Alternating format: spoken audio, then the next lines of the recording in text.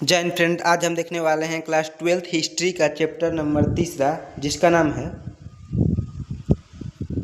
क्या है बंधुत्व जाति तथा वर्ग। इसके हम नोट्स देखने वाले हैं। तो चलिए नोट्स देखना स्टार्ट करते हैं। आपको क्या करना है, अच्छे से बारीकी से नोट कर लेना है। पहले देखिए क्या लिखना है आपको।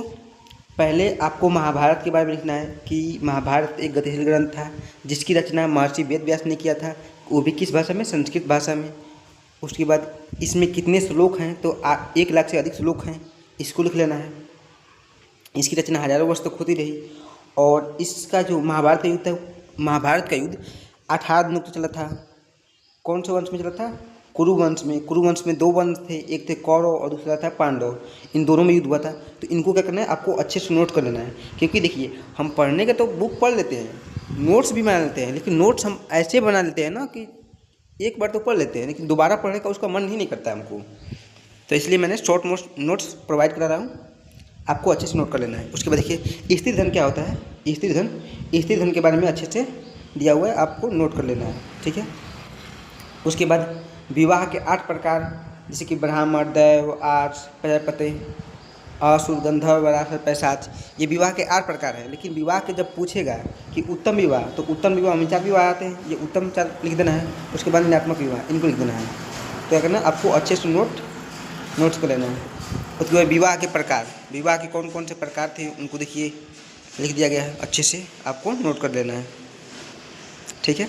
मैं हर चैप्टर, हर विषय, जैसे कि हिस्ट्री हो गया, ज्योग्राफी या फिर पॉलिटिकल साइंस, इन सभी का फिर नोट्स करवा रहा हूँ। अगर आप नोट्स करना चाहते हैं तो BK आर्ट रिसर्च सेंटर अपने यूट्यूब चैनल को सब्सक्राइब कर सकते हैं, ठीक है। उसके बाद देखिए गोत्र के 2 महत्वपूर्ण नियम।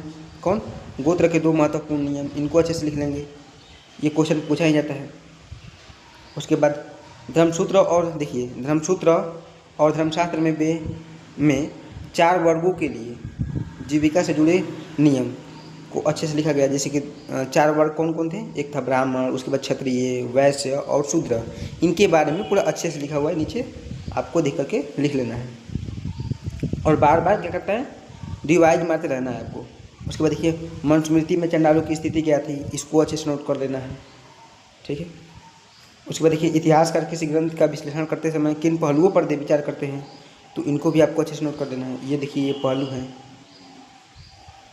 उसके बाद श्रीमद् भागवत गीता क्या है, इसको अच्छे से लिखा गया है, इसको अच्छे से आपको नोट कर लेना है।